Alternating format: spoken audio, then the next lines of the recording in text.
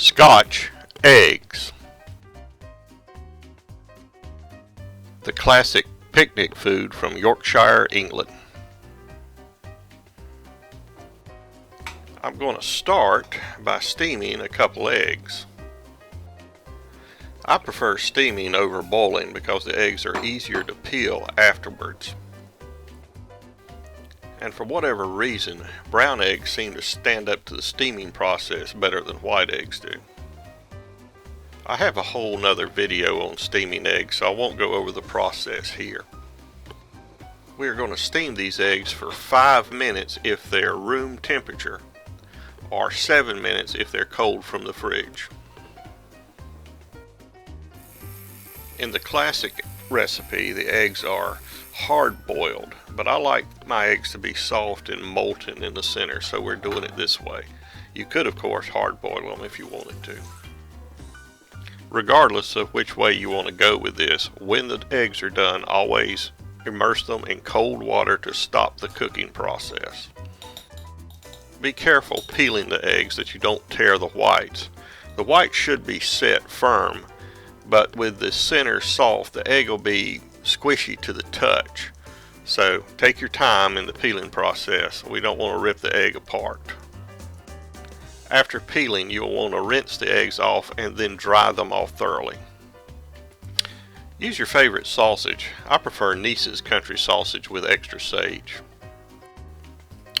It's going to take about 3 ounces of sausage per egg, and on this packet that's 2 marks. I'm using a silicone mat to pat the sausage out on, but you could also use wax paper and or some sort of nonstick surface.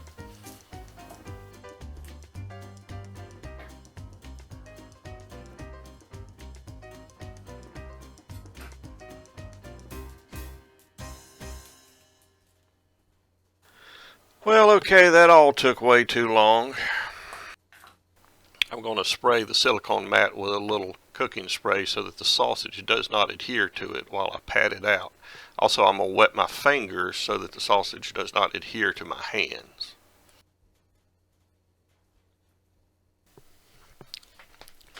Using a pastry knife, I'm going to free up one end from the seal pat, and then very gently I want to wrap the sausage around the egg, completely covering it. Then gently working the edges out to the ends, using water as I need it. I want to shape the sausage around the egg in a uniform thickness, removing any excess as it comes to light. Then cupping it in my hands, I press the sausage carefully all around the egg. So when you're done, it should look something like this, a sausage covered egg. Now we'll do the other.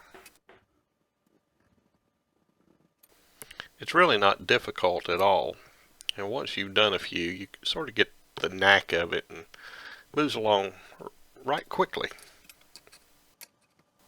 So we'll set up our breading station where we have our sausage covered eggs, an egg yolk beat with about a tablespoon of water, and I have some pork rind crumbs that I made by blitzing them in a food processor, and I'm going to add just a little bit of pepper to the pork rinds. Don't add salt because there's plenty of salt already in the sausage.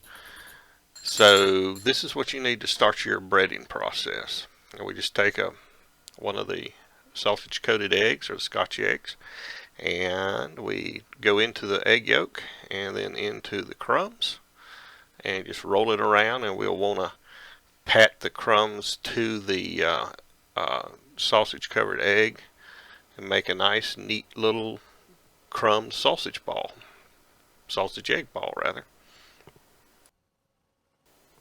All this can be done ahead of time, of course, and you just set them aside and ready them for the frying process.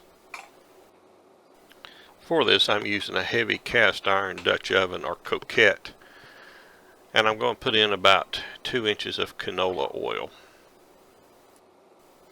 The cast iron retains heat well, so it's actually perfect for frying applications. I'm going to heat the oil to 350 degrees Fahrenheit. Once you hit your temperature mark, then gently add the egg into the hot grease or hot oil. I'm just doing one at a time here, but you could probably do two if you had a large enough cookette. We're going to deep fry them for 4 to 5 minutes each until the sausage is thoroughly cooked and they take on a nice golden brown color. Rolling them around a little bit since the oil doesn't completely cover them.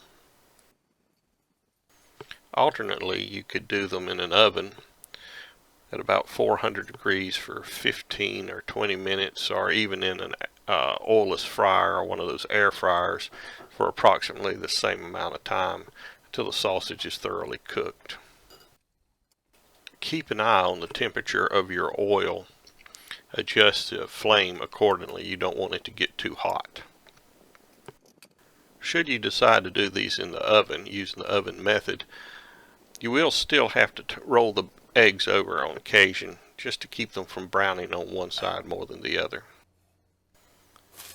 I'm going to put down a layer of arugula here for serving purposes and presentation purposes.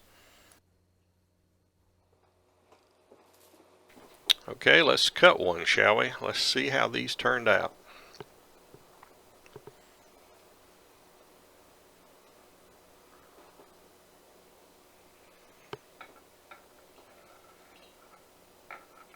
Oh yes, very, very nice. Look at the nice runny molten yolks. Of course, don't do what I just did and allow one to sit there on the side and spill the yolk all over the cutting board. That's poor. So this one I'll do a little bit better.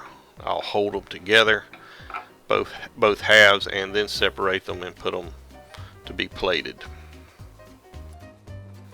I edit out most of my mistakes, but I leave some in on occasion just so you'll know that I make them too. I'm going to use a little fleur de sel finishing salt, just a sprinkle in each yolk, and then I'm going to finish that up with some fresh cracked black pepper as a garnish. I often like to put a little Sriracha sauce on mine just to knock it up a notch in the heat department. Okay, let's taste one of these bad boys. Yeah, that's pretty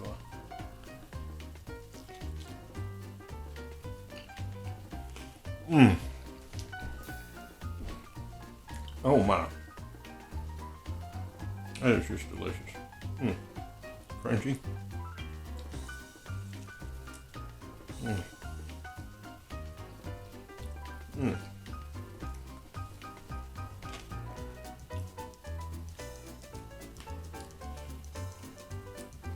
That is really, really, really nice. Sorry for all of it. I mean, it's lip licking good, guys. Get in my belly! So, hope you'll give this a try. If you like eggs and if you like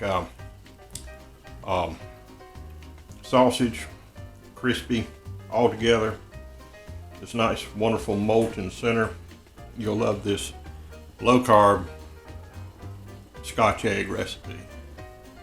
Anyway, bon appetit, y'all. Oh, hopefully. Oh. Okay.